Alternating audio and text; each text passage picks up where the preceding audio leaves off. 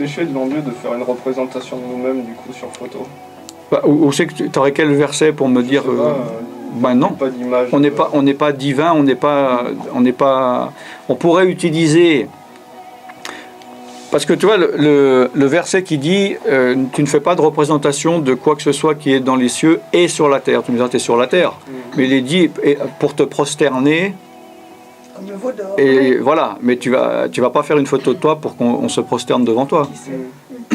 Donc pour moi, non. Maintenant, il y a des personnes dans certaines cultures qui ne veulent pas prendre de photos parce qu'ils pensent qu'on peut voler leur âme par des photos. Oui, Noémie. Par exemple, les posters de stars, Ouais. ça peut être utilisé comme moyen d'idolâtrie. Oui. Bah, c'est des idoles. C'est des idoles. Maintenant, évidemment, tu vas dire « Ah, mais moi, je ne la prie pas, je sais que ce n'est pas une idole, c'est simplement un chanteur, je le mets dans ma chambre, c'est pas grave. » Mais le problème, de nouveau, c'est dans quelle intention cette image a été faite. Donc c'est bien pour surélever un être humain, pour idolâtrer un être humain. Donc c'est pas bon parce que tu élèves quelqu'un d'autre que Dieu. Non? Ou pas? Pourquoi tu as des posters de stars chez toi? Non, c'est pas ça, mais c'est par rapport à ce verset sur les représentations. Non, parce que en général, si quelqu'un il a une idole entre guillemets d'un acteur ou d'un chanteur, c'est parce qu'il l'idéalise, mais il va pas le prier, il se prosterne pas pour le prier. C'est pas un dieu pour lui. Donc dans l'absolu, c'est pas un problème d'avoir des photos. Le problème, c'est d'en faire un lien spirituel, d'en faire quelque chose de diviniser. Je sais pas si ça existe ce mot. Il devrait, s'il n'existe pas. Bon, c'est bon. C'est ça, diviniser quelque chose qui à l'origine ne l'est pas. C'est ça le problème. Comme les tatouages, par exemple. Ça dépend. Il y a beaucoup de raisons différentes pour lesquelles les gens font des tatouages. Il y en a, c'est que artistique. Il y en a, c'est pour montrer leur point de vue, bon. Et il y en a, c'est pour des raisons, en effet, d'appartenance à un groupe ou à un démon, oui. Mais en fait, il est marqué dans l'Ancien Testament que tu ne te tatoues. Oui, tout à fait. Voilà, il est marqué quand même, peu importe pour quelle raison, mais il est marqué quand on est enfant de Dieu, ça ne doit pas se faire. Non, en effet. Maintenant, le problème, c'est que quand quelqu'un se convertit, qu'il est rempli de tatouages de tête aux pieds, c'est fait. C'est fait. Ah oui. Enfin, il a demandé pardon. Voilà. Moi, j'ai des tatouages. Bon, j'en ai peu. Mais bon, ils sont là, je peux rien faire. Maintenant, il y en a. J'ai rencontré des chrétiens qui ont vraiment de là à là, sur tout le corps. Bon, bah, ils doivent vivre avec. Bon, il y en a un, il avait une grande truc de Satan. Bon, il a quand même. Il a dû le massacrer pour qu'on reconnaisse pas, parce que c'était quand même un peu gros, quoi. Mais malgré, je vais encore aller plus loin, malgré qu'il a ces formes sataniques sur lui, il n'est pas attaché, les démons ne sont pas attachés à lui. Ouais. Ça dépend dans quel but il a. La chose, c'est soit on se dit... Bon, c'est vrai qu'il vaut, dans certains cas, ou des pentagrammes, ou je ne sais quoi pas, ou justement, genre, si c'est écrit gloire à Satan, moi, dans ce cas-là, je pousserais quand même le gars peut-être à transformer son tatouage pour qu'on reconnaisse, pour qu'on puisse plus lire ça. Donc, dans son cœur, c'est fini, mais au moins qu'il n'y ait pas cette... Voilà, il y a certains cas, s'il ne peut pas l'enlever, parce qu'il y a des choses qu'on ne peut pas enlever, même au laser, hein, si c'est vraiment... Il y a des gens, ils font des tout petits tatouages, mais il y en a, c'est des trucs, des plaques noires, c'est vraiment... On ne peut pas enlever. Qu'au moins, ils puissent transformer... voilà, parce qu'il y a des choses comme ça, même dans le monde, ils le font. Par exemple, un gars que je connaissais au Canada, il avait justement, je crois, un gros signe sur la cuisse d'appartenance à un gang. Et la réglementation de la prison, c'est que c'était interdit de faire partie d'un gang, donc il a dû se tatouer quelque chose dessus, donc il avait mis Lucifer. Et comme ça, au moins, il pouvait se mélanger avec le restant de la prison, des détenus, et pas à part, etc. Donc même avant d'être converti, déjà, il avait recouvert des... Après, quand il était converti, il a dû recouvrir de nouveau. Donc, voilà. D'ailleurs, vous pouvez voir la vidéo sur mon site, centre-partage.com. Il s'est converti en prison. Bon, alors, dernière chose. Donc, c'était de hier, la religiosité. Ça vous intéresse? Oh oui, Non. Ah non. La religiosité. Sinon, le sujet m'intéresse. Qu'est-ce qu'on appelle religiosité? Eh ben, bonne question. Alors, je vous la repose. C'est quoi? C'est d'aller, par exemple, à l'église, comme on le faisait, par rite. Les dimanches, sans vraiment savoir ce qu'on va faire. Se Ouais. marier à l'église, sans savoir ce qu'on Ouais. pourquoi. Ouais. Enfin, je pense que c'est un peu tout ça. Ok. Ce sont des doctrines qu'on adopte. Oui. Et puis ça devient une habitude, mais Il n'y a rien. basé sur rien, donc. Mhm, mhm. Il y a rien.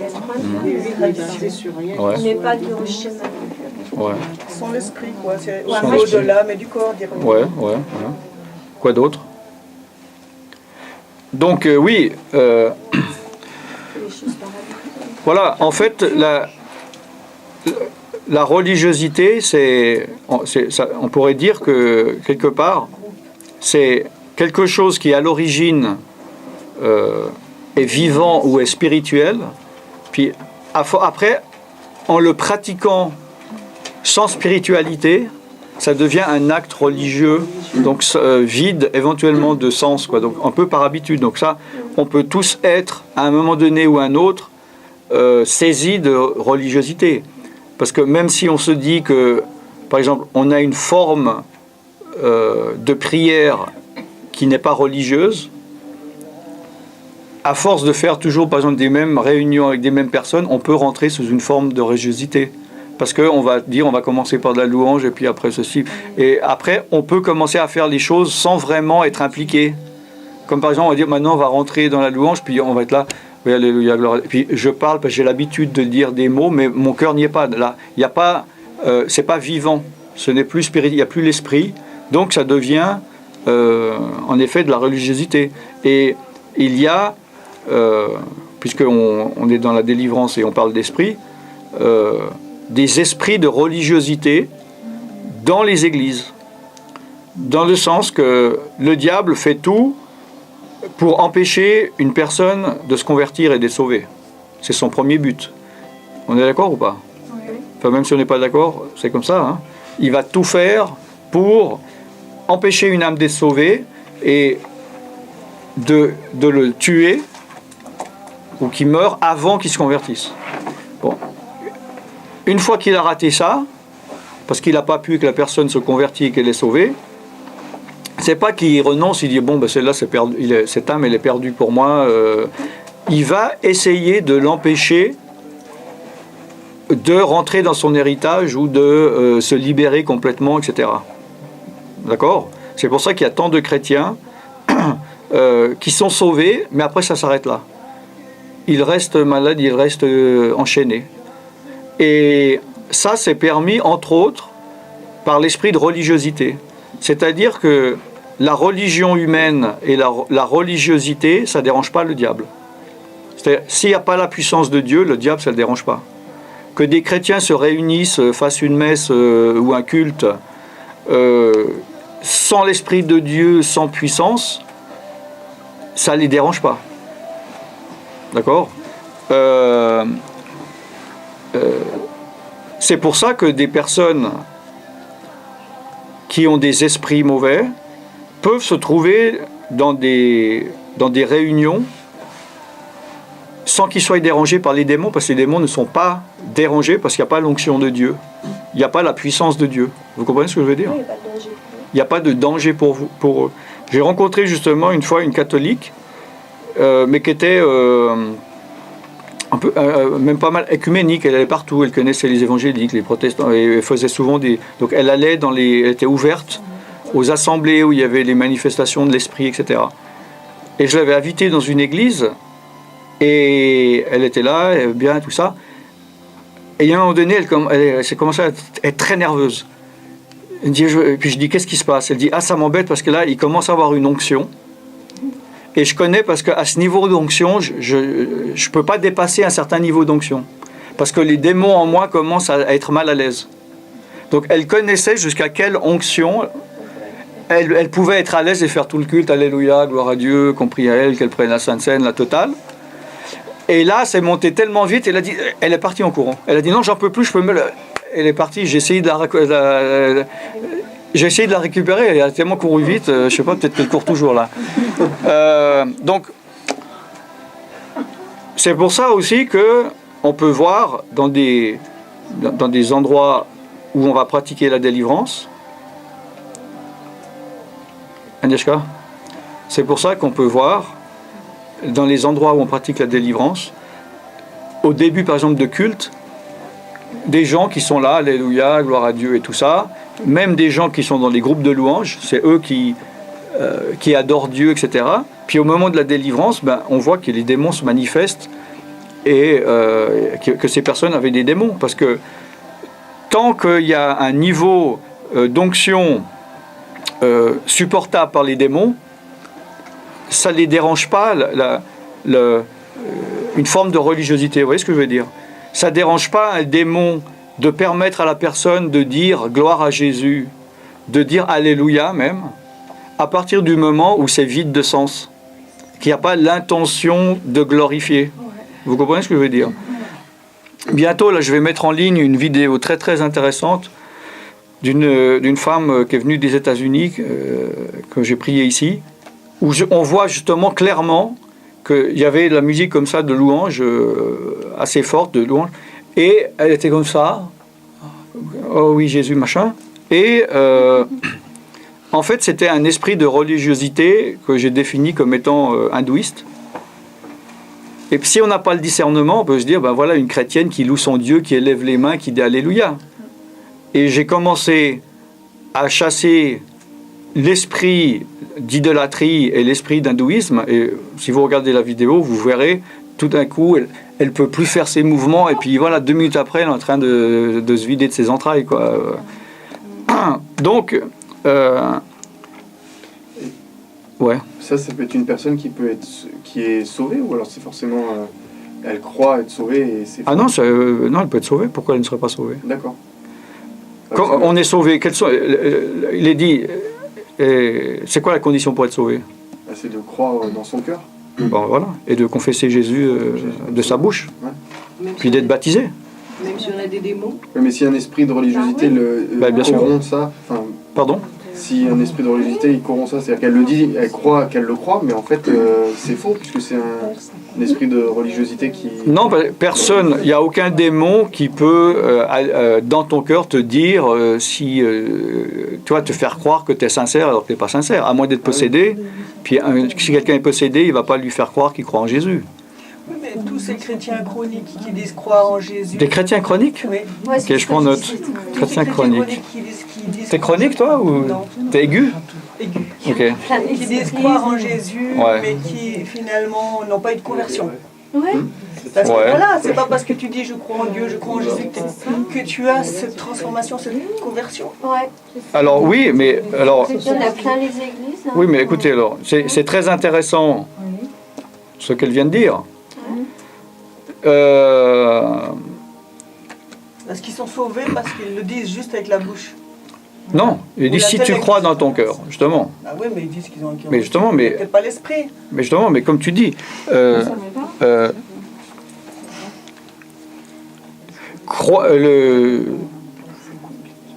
mot croire dans la Bible, en grec, c'est pas le même mot que croire en français. Et c'est d'où vient le problème de la traduction du mot que je te dis. Est-ce que tu crois au Père Noël? Oui. Est-ce que tu crois à Jésus? Oui. On peut dire je crois à Jésus, en effet, et pas être converti. Parce que dans le terme croire en grec, c'est un verbe actif qui demande une participation, un acte.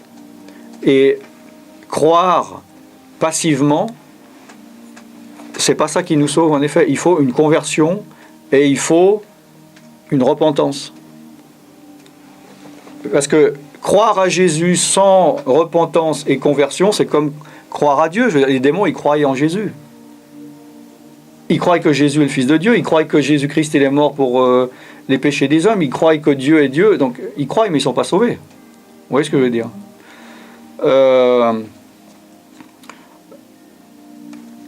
C'est ça le problème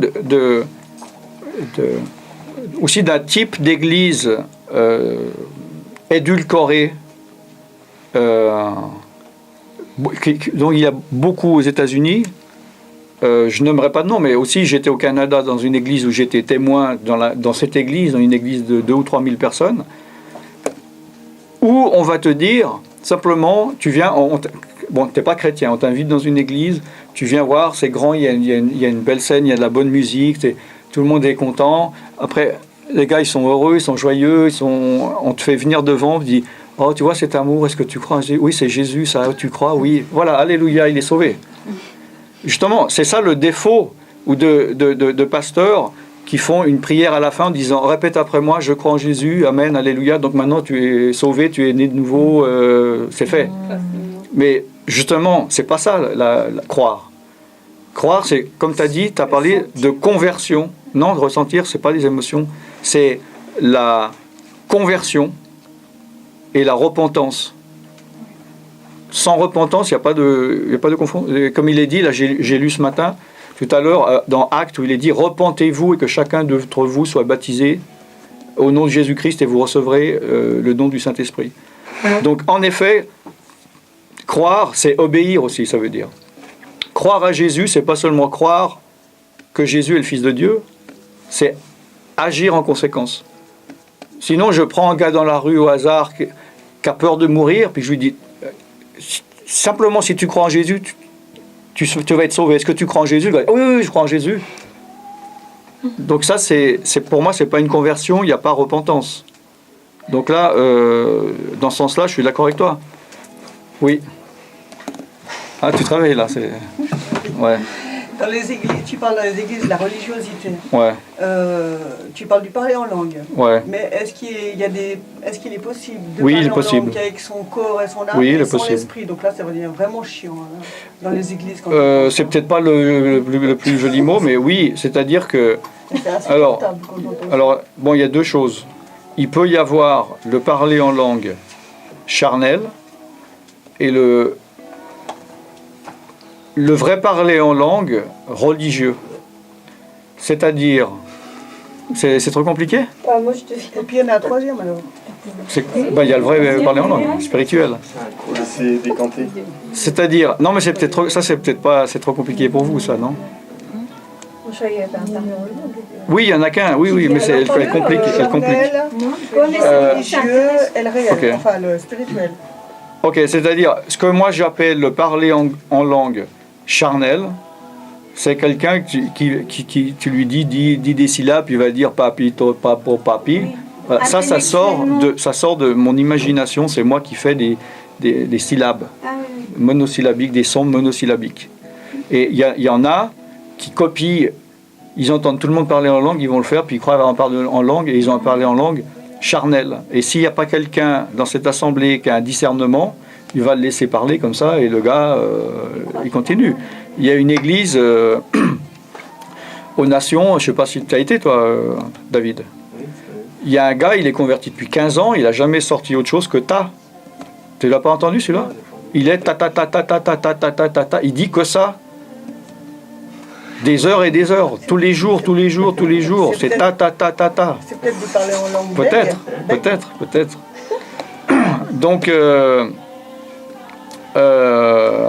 et il y a le parler en langue véritable, mais récupéré par la religiosité, c'est-à-dire à force de dire quelque chose, on finit par plus laisser inspirer, puis à répéter des syllabes dont on a l'habitude de dire.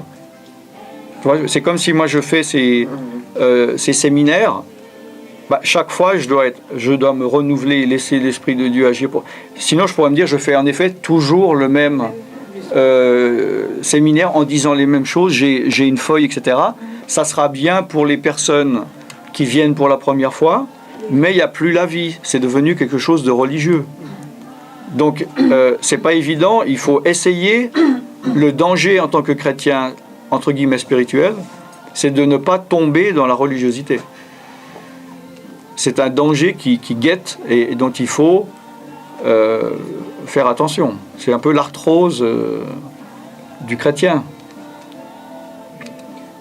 Ceci dit, moi j'ai essayé de parler en langue. J'ai fait un peu ce que vous dites. Ouais.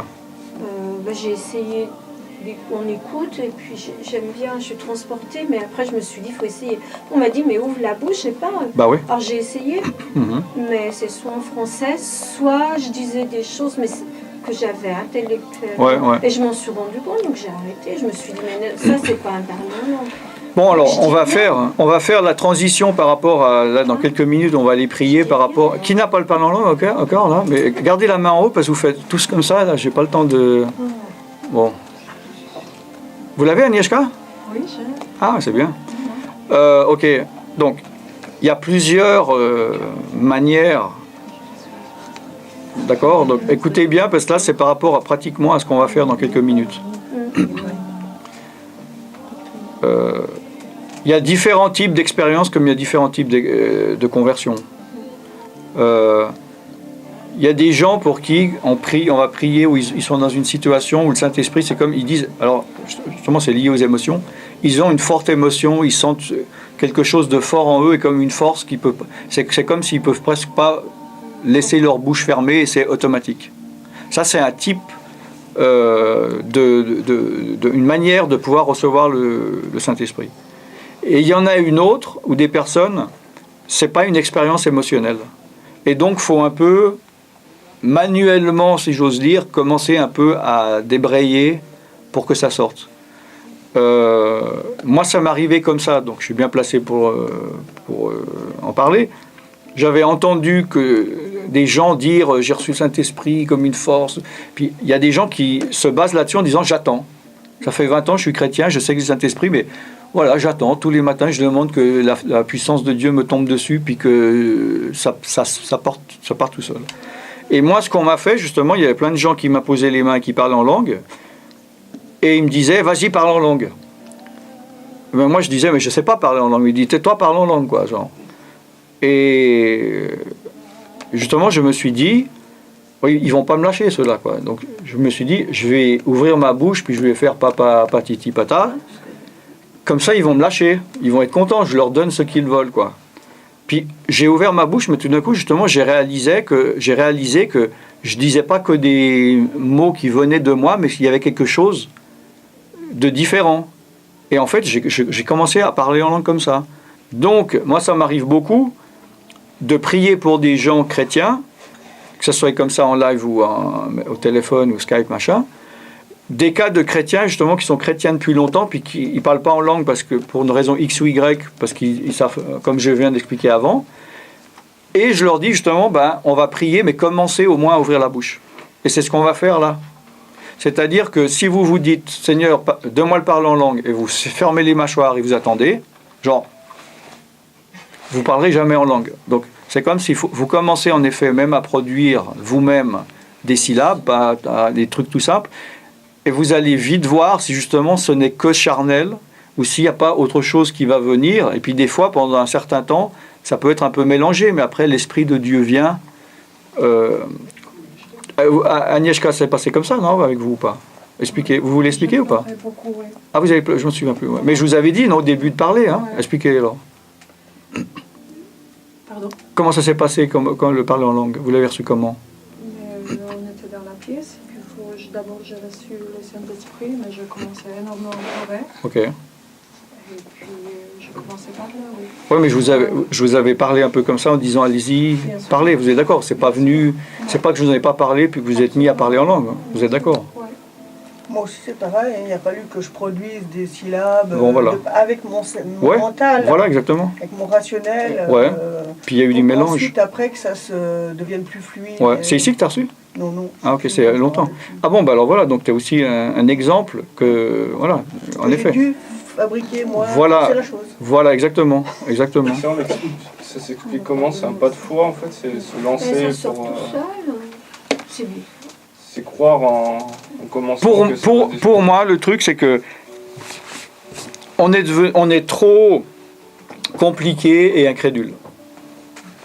Si on était des êtres humains très simples, les choses se passeraient plus simplement, évidemment, et plus facilement. Les choses se produiraient un peu comme au début de l'Église et de l'époque. Mais on est tellement intellectualisé, on est tellement cérébral, on réfléchit tellement, on empêche des choses de pouvoir spirituel de se produire, et puis on doit un peu après forcer la machine pour débloquer la machine, si je veux, dégripper la machine. C'est comme ça que je vois, quoi. Parce qu'on est trop dans le contrôle. Voilà, exactement. On est formaté à Exactement. tout le temps. Exactement. Exactement. C'est pour ça que dans certains pays où les gens sont plus simples, ou même ont moins d'éducation, il y a plus de choses spirituelles qui arrivent, et les choses sont beaucoup plus faciles, il y a plus de miracles, et les choses sont beaucoup plus simples. Et plus il y a d'éducation et les gens sont compliqués, plus il faut expliquer. Et des fois, comme je dis, moi, des fois il y a des endroits, je dis, bon, il y a des malades, je vais prier, les gars ils arrivent, on prie, ils sont guéris. Et ça m'avait frappé parce qu'une fois j'avais fait ça, je ne sais plus dans quel pays, puis en venant en France, j'ai fait une réunion, je crois que j'ai parlé 45 minutes, que Jésus guérit, que j'ai donné des exemples, j'ai pris pour que les gars, pour commencer à ouvrir, à démarrer leur foi, pour qu'ils osent venir, et puis pour qu'il y ait 2 ou 3 malheureux guéris. Enfin bon, malheureux guéris, ça va pas bien la même phrase, mais vous comprenez ce que je veux dire? Bon, est-ce que par rapport au parler en langue, vous avez des questions, vu qu'on va passer à l'acte? Est-ce qu'il est vraiment nécessaire de parler? Ou bien... Ça dépend ce que vous entendez par... si vous ne parlez pas, vous n'allez pas mourir. Oui, dans la foi, est-ce qu'il y a un ordre où on doit parler en langue? C'est pas qu'on doit, c'est comme si vous me dites, est-ce que je dois vraiment manger de la viande? Non, vous n'allez pas mourir, mais vous allez être en mauvaise santé. Mais vous allez pouvoir survivre. Non, mais si à côté, tu as une mauvaise alimentation, c'est-à-dire, si tu as des plats avec de la viande, chaque fois tu enlèves la viande. Je parle de ça, d'accord? Donc, spirituellement, pour moi, surtout quelqu'un qui a des problèmes avec des esprits ou qui veut combattre, c'est absolument obligatoire et nécessaire. Maintenant, un chrétien qui me dit non, mais moi je suis juste un chrétien du dimanche, je veux juste connaître un peu la Bible, je veux pas m'impliquer avec Dieu, il peut très bien vivre toute sa vie sans parler en langue. Vous voyez ce que je veux dire? Est-ce que le parler en langue, on peut le diriger pour quelqu'un? Parce que hier vous avez dit ceux qui parlent en langue, qui s'approchent de... Parler en langue, c'est pas pour s'édifier nous-mêmes, quand on parle en langue, on peut agir sur quelqu'un d'autre. Pour moi, le parler en langue, vu qu'on ne sait pas ce qu'on dit, on peut s'édifier soi-même vu qu'il est dit la parole de Dieu. Mais pour moi, on peut combattre, on peut intercéder, on peut louer Dieu, on peut tout faire. Puisque en parlant en langue, moi ça m'arrive, si je suis attaqué, je vais commencer à parler en langue avec agressivité. Je sens pas que je suis en train de parler pour m'édifier mon esprit. Ou des fois, tu peux louer Dieu ou être dans des états d'âme ou, je sais pas, pleurer ou je sais pas quoi, ou d'adoration. Tu sais que tu n'es pas en train d'intercéder. Donc, tu ressens que c'est multifonction. Mais c'est toi qui mets l'intention dedans. Quand tu vois quelqu'un que tu fais une délivrance, ben, tu mets la volonté, c'est ta volonté qui fonctionne, et tu mets l'intention, et parler en langue devient plus agressif.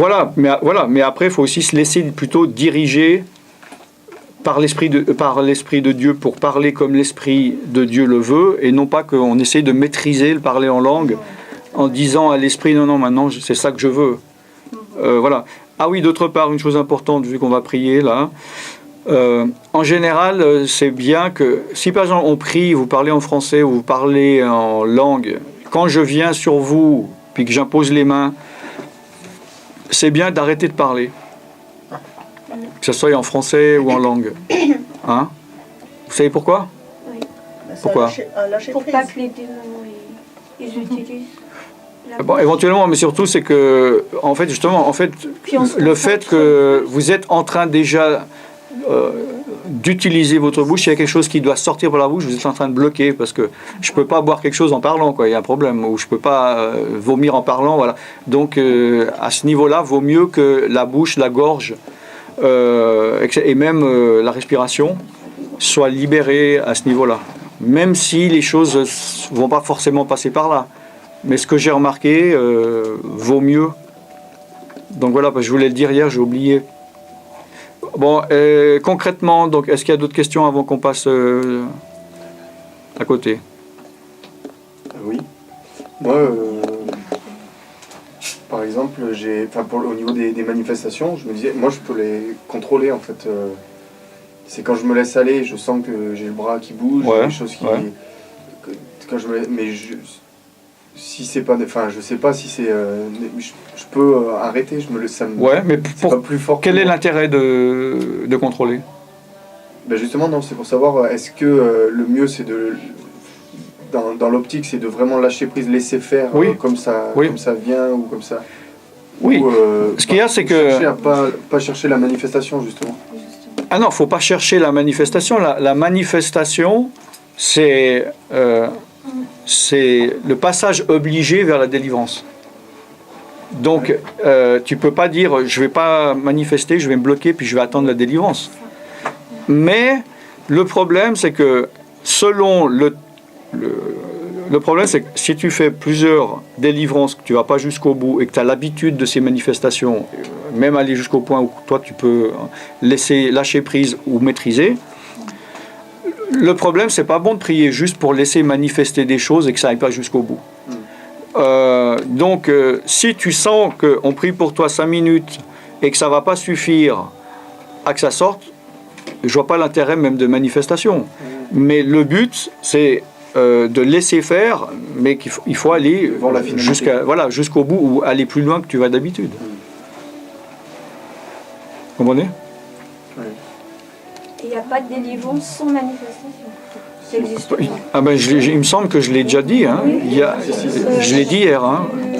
Les manifestations ne sont pas obligatoires. Moi, j'en ai pas eu une seule. Oui. Concernant parler en langue, oui. Comment ça se fait que quand on parle en langue, les expressions ou les voix ou les tonalités sont parfois différentes ou ça va pas avec les mêmes... Différentes concernant différentes personnes ou soi-même on parle des fois d'une manière différente? Soi-même d'une manière différente. Alors, bon, je vais bien m'exprimer pour bien me faire comprendre. Une fois n'est pas coutume. C'est pas qu'il y a plusieurs langues, mais presque. C'est-à-dire que il y a différentes...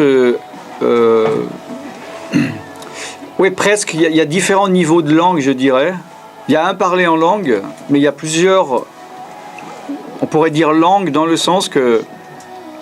Moi, j'y croyais pas trop. Une fois, j'avais entendu ça, j'y croyais pas trop jusqu'au jour où tout d'un coup, j'ai vu que pendant quelques années, je parlais seulement certains mots, même assez riches, pas mal, mais une seule manière... Et puis, au bout de plusieurs années... Un jour, dans la prière en langue, je me suis mis à parler des intonations et un type de langue complètement différent. Et j'ai perçu que j'étais passé à autre chose, je parlais autre chose, complètement des mots différents. Puis après, je suis revenu au premier, puis après, j'ai eu une autre intonation, puis j'ai vu que je navigue autour de 3-4 langues. Enfin, pas des langues, toi, mais des intonations qui n'ont rien à voir les unes avec les autres. Mais la question, c'est pourquoi? Ouais. Je sais pas. C'est pour ça que des fois on dirait du chinois ou des fois on dirait... Quand il y a des personnes qui parlent dans les églises, des fois on dirait... c'est vraiment haché. Bon, ce que j'ai remarqué, c'est qu'il y a quand même une mimique. C'est-à-dire que si on va dans une ville... J'ai dit ça, je peux me permettre, à cause du fait que j'ai voyagé dans pas mal d'églises du monde différents, de cultures différentes et de dénominations différentes. Donc j'ai quand même un spectre assez large. J'ai vu qu'il y a des églises ou même des villes, des régions qui ont un parler en langue qui se ressemble.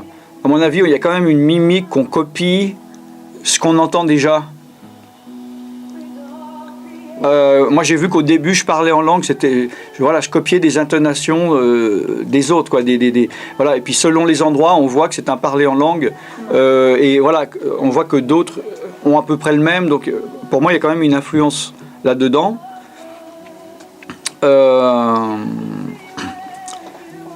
Maintenant que le type d'accent, c'est relatif, parce que c'est par rapport à quelque chose qu'on connaît. Un gars qui va faire un son guttural, je sais pas quoi, parce que moi je connais ça de l'arabe, je vais dire ça ressemble à l'arabe. Mais dans l'absolu, c'est pas forcément de l'arabe, simplement parce que pour moi, la seule référence la plus proche que j'ai, c'est de l'arabe. Je vais dire, tiens, ça ressemble à de l'arabe, ou toi, ça ressemble à du chinois. Mais on ne sait pas à quoi ça ressemble. Non ? Ouais, je sais pas. J'ai pas de réponse, donc j'essaye de meubler, mais je réponds par des questions. Ouais, voilà. Non, mais je réponds par des questions parce que je me pose aussi des questions. Enfin, moi, ça m'empêche pas de dormir personnellement. C'est le fait de ne pas avoir de réponse à tout. Ça me dérange pas, mais...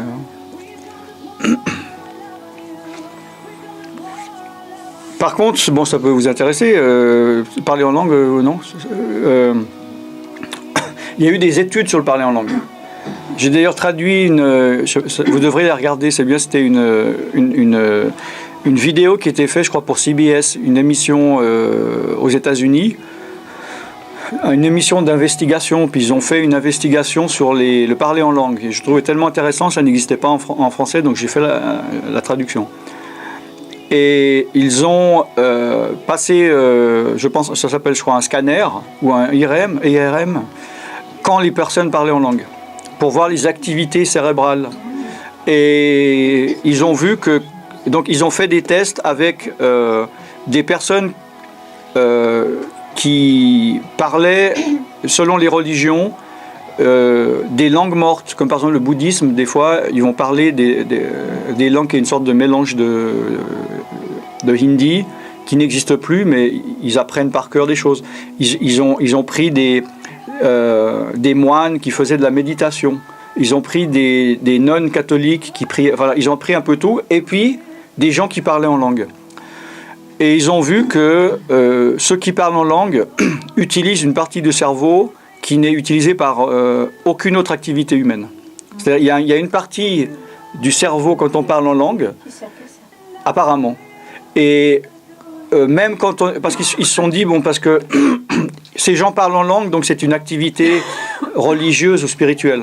C'est pour ça qu'ils ont fait la tentative avec des moines bouddhistes qui faisaient de la méditation, ou des personnes chrétiennes, dans ce cas-là c'était des non-catholiques qui ne parlaient pas en langue, pour voir justement si c'était pas cette activité religieuse ou cette méditation, cette concentration dans quelque chose d'abstrait qui faisait utiliser cette partie. Et en fait, ces gens-là utilisent une autre partie du cerveau. Et donc il y a apparemment, en tout cas pour l'instant pour la science, ils ont trouvé aucune autre activité qui utilisait cette partie du cerveau. Donc en fait ça consolide l'idée que c'est pas notre imagination qui va créer des langues, des babi-bobo, parce qu'un gars qui va parler comme ça, il va pas activer, quelqu'un qui va dire des syllabes les unes après les autres, ne va pas activer cette partie. D'autre part, il y a eu des études de linguistes qui voulaient casser un peu ces choses. Je crois que c'était aux États-Unis il y a une trentaine d'années, en disant ouais, c'est chrétien, c'est des voilà, ils sont à côté de la plaque, ils font babi-bobo. Alors ils ont fait une étude avec des linguistes qui ont été dans le monde entier. Et des fois, ils ont pris un gars en disant « va aller parler en langue dans mon micro ». D'ailleurs, il y avait une émission en Suisse, je ne sais pas si vous avez vu il y a quelques années, c'était assez intéressant là-dessus. Et il y a des personnes qui ont été dans des églises avec des petits enregistreurs sans que les gens sachent. Pour être sûr qu'il y avait pas forcément quelque chose d'influencé quand on est conscient ou inconscient. Et ils ont fait une étude par des linguistes et ils en sont arrivés qu'en fait, ça correspondait pas à une langue humaine. Pourquoi ? Parce que un linguiste, d'ailleurs c'est arrivé je crois en Amérique du Sud ou tout ça, si un linguiste il arrive dans une tribu isolée, qui parle leur dialecte, qui ressemble à rien, en étudiant les mots qu'ils disent, petit à petit il va comprendre ce qu'ils veulent dire. Parce que dans toutes les structures, n'importe quel dialecte, langue du monde, il y a une structure grammaticale qui est immuable. Genre, il va toujours avoir un pronom personnel, ou il va avoir un verbe, il va avoir un adjectif. Donc, il y a des mots qui reviennent dans les phrases. Et selon ce qui se passe, il y a quelque chose qui va prouver qu'un dialecte est un vrai dialecte et pas simplement des mots. Bon. Et ils ont dit, évidemment, à un niveau humain, parce qu'il n'y a pas cette structure grammaticale, c'est pas considéré comme une langue, mais ils peuvent pas l'expliquer, quoi. D'accord ?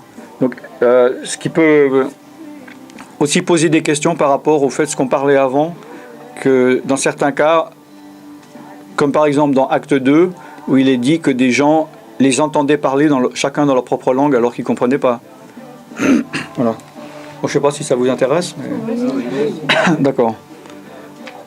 Vous avez d'autres questions par rapport au parler en langue ou par rapport à la prière qu'on a eue, même personnelle? Je ne sais pas, vous avez vécu quelque chose, vous avez une question? Yes. Est-ce que, parce que moi je ne le fais jamais, mais est-ce que c'est possible de s'exercer, enfin, en guillemets? À parler en langue? Ouais. Tu veux dire quoi par exercer? Parce que moi j'ai jamais parlé en langue, et puis je fais comme tu as dit, ouais. Un petit peu de terrarium. Ouais. Voilà. Ou bien il faut le faire que dans certains... Ah non, il faut au contraire... Moi je conseille ceux qui veulent justement progresser spirituellement de parler un maximum en langue. Moi je parle tous les jours, dès que je peux, j'ai un moment, je parle en langue. C'est beaucoup plus efficace que...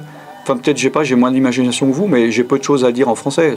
Je tourne vite, j'arrive juste au bout du cercle. Bénis telle personne, aide-moi, protège-moi. Bon, au bout d'un moment... Et là, même dans la louange, je vais utiliser que les mots que je connais.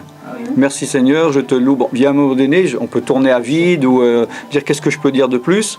Donc il faut rentrer dans la dimension spirituelle. Et pour l'adoration, et pour moi, le parler en langue dans l'adoration, c'est une chose qui peut aider, puisque Jésus il a dit que Dieu, le Père, cherche des adorateurs en esprit et en vérité. Et donc, non pas en chair et en erreur. Donc, il faut qu'on loue Dieu en esprit. Oui. Donc ça peut être en même temps une prière, une louange, ça peut être plusieurs choses. Ouais, on peut utiliser... moi, quand je suis dans n'importe quelle situation qui a besoin de prière et je ne sais pas quoi dire, je parle en langue. Ça fait tout, anti-stress, ça agit. Ouais, voilà, c'est un pack multi-usage. C'est la pharmacie d'urgence. Pour moi, oui, mais peut-être pas pour tout le monde, mais moi, en tout cas, je l'ai vécu de cette manière, quoi. Même quand je chasse les démons, il y a un moment donné, je ne vais pas répéter toujours au nom de Jésus, je ne sais pas quoi dire, tac, je continue en langue, et des fois, ils réagissent. Ils réagissent aux langues, parce que je suis en train de dire un truc que j'aurais, avec mon intelligence, jamais pu dire. Attends, il y a Colette d'abord. Non, en pensant et en parlant du parler en langue, je mesurais en face le mot méditation. Je veux dire, la méditation dans la prière, est-ce qu'elle peut être dangereuse? Ou alors c'est quelque chose qui peut être conseillé? Je sais plus. La méditation de qui, de quoi? Par rapport à Dieu, on dit méditer. Alors, moi je trouve que justement, il y a un aspect dans la prière qui est complètement... comment dire mis à l'écart dans la prière, que ce soit chez les catholiques, les protestants, les évangéliques, c'est l'écoute et la méditation. C'est-à-dire que dans la plupart des dénominations et des religions, on va dire, par exemple, si on te dit va prier Dieu 10 minutes ou 1 heure, puis on te demande ça veut dire quoi prier, la plupart des gens ils vont dire prier c'est demander quelque chose à Dieu. Ou bien, éventuellement, remercier Dieu. Et c'est jamais s'ouvrir pour recevoir. Pour méditer, pour rentrer dans la présence de Dieu. Et c'est normal que les aspects religieux du christianisme font ça, puisque justement, ils ne veulent pas qu'on puisse rentrer dans la présence de Dieu spirituellement. Parce que prier, donc, c'est pas seulement demander ou donner, c'est apprendre à recevoir. Donc, c'est très bien de méditer. Maintenant, il faut rester dans l'esprit de Dieu et ne pas dévier. Ce sont les limites. Eh ben, les limites, il faut justement que tu ailles le discernement. C'est comme quand tu lis la Bible et tu dis, bon, Esprit de Dieu, aide-moi. Il ne faut pas dévier tout d'un coup que demander la question qu'il y a un démon donc, il faut justement rester dans l'Esprit de Dieu et être rempli de l'esprit. C'est pour ça que il faut commencer la prière par la louange et l'adoration pour être rempli de l'esprit, pour être sûr de rester dans la présence de Dieu et dans l'esprit de Dieu et pas tout d'un coup dévier dans autre chose. C'est exactement ce que j'avais lu, qu'il fallait faire très attention quand on méditait. Quel est le bandit qui a écrit ça? Le bandit, je ne vais même pas retrouver le nom parce qu'il ne m'intéressait pas trop. J'ai juste le mot méditation.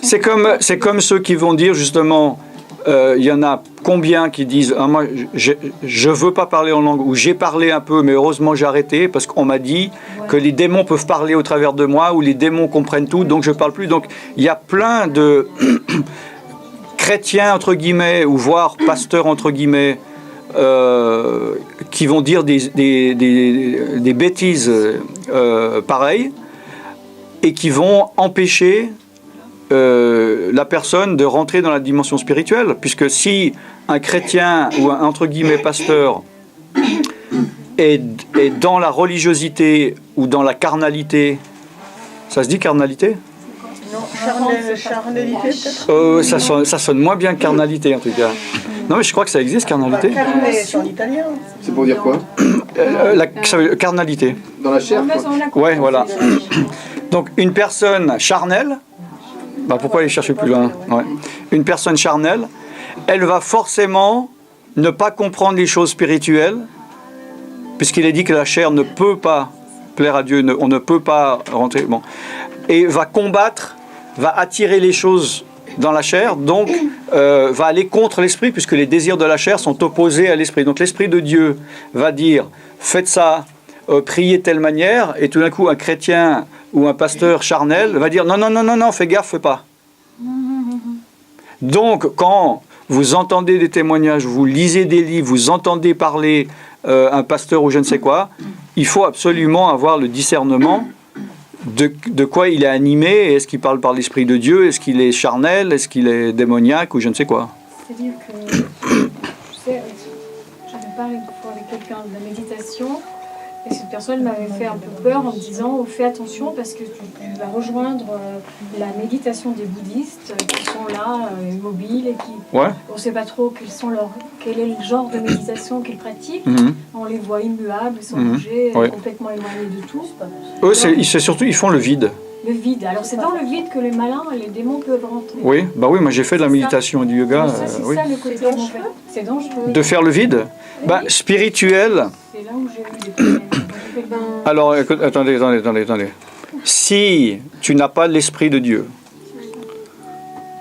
que donc forcément tu es influencé par des démons, et que tu fais de la méditation, donc tu te vides, forcément les esprits mauvais qui t'environnent ou qui sont en toi vont se manifester. Mais maintenant, si tu es rempli de l'Esprit de Dieu et qu'il n'y a pas de démons et que tu fais le entre guillemets vide, tu vas être rempli du Saint-Esprit.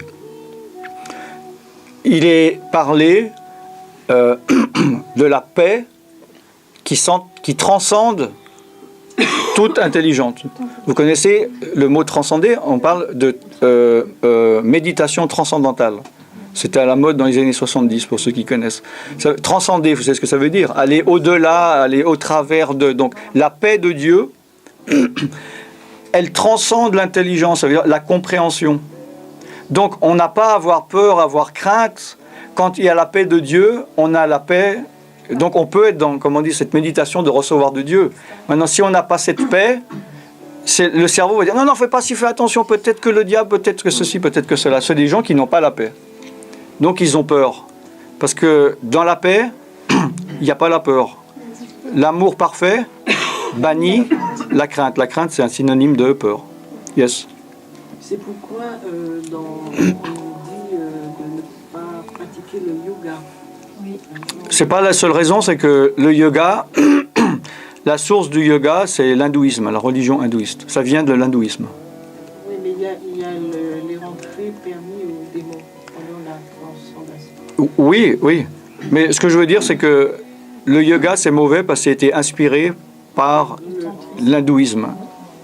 D'accord? Et l'hindouisme, c'est inspiré par des démons. Donc, quand on pratique une chose que des démons ont inspirée, on se met sous leur influence.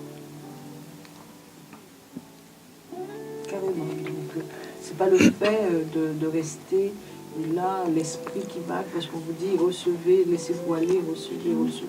Mais non, mais c'est là où le diable, il porte bien son nom qu'il est malin, c'est qu'il y a des bonnes choses qu'on peut recevoir de la part de Dieu, et le diable est là pour dire non, fais gaffe, ça vient peut-être du diable. Le diable, c'est le premier à dire ne fais pas ça, ça vient du diable, s'il sait que ça vient de Dieu. Parce que faut pas oublier que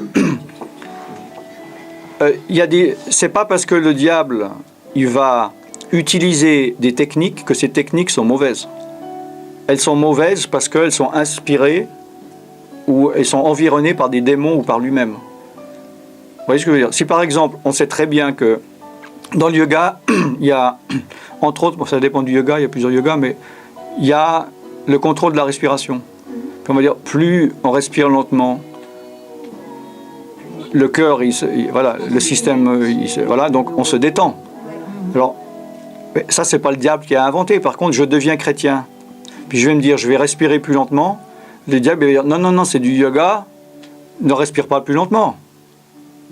Ouais, il faut faire la part du chose entre le vrai et le faux, et souvent, avec le diable, c'est pas tout blanc ou tout noir. Le diable veut nous faire croire que les choses sont simples, mais c'est pas toujours. Des fois, il faut du discernement. Vous comprenez, je veux dire.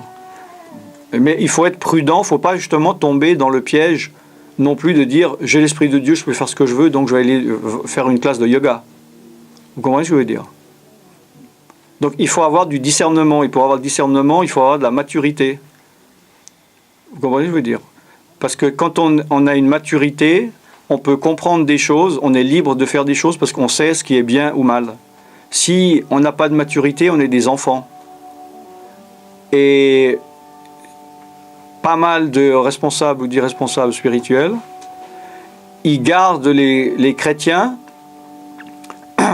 dans l'enfance spirituelle. Parce que c'est plus facile de dire non, fais pas ci, fais pas ça, pourquoi t'as pas à comprendre, fais-moi confiance, moi je sais. C'est plus facile à contrôler que de les rendre matures, parce qu'après ils peuvent faire des erreurs. Vous comprenez ce que je veux dire? On peut faire, en faisant des choses, on peut faire des erreurs. Tandis qu'en ne faisant rien, on ne peut pas se tromper. Vous voyez ce que je veux dire? On n'avance pas non plus. Ben justement, c'est on essaie de limiter les risques. Yes. Ma question d'avant. C'était quoi? Je ne me souviens plus. Dites. Par rapport aux liens spirituels, ouais. Alors je posais la question si nous avons les photos de gens décédés à la maison. Ah oui, très bonne question. Ouais. Qui sont liés avec les esprits familiers. Ok. Est-ce que nous, on peut être touchés? Ok. Par exemple, dans votre chambre à coucher, vous avez la photo de votre grand-maman. Ouais. Ça, c'est ma première question. Et puis deuxième, aussi, les photos, par exemple, de personnes qui sont vivantes, mais qui vous aiment pas, qui vous acceptent pas. Pourquoi vous gardez des photos de personnes qui vous aiment pas? Les enfants de quelqu'un. Ah, ok, d'accord. Ok. Qui vous acceptent pas, par exemple. Est-ce que c'est bien de les garder, par exemple, dans la chambre couchée? Ok. Bon. C'est 16h59, il reste 1 minute normalement. J'ai le temps de répondre ou vous êtes pressé de partir? Ok. Pardon?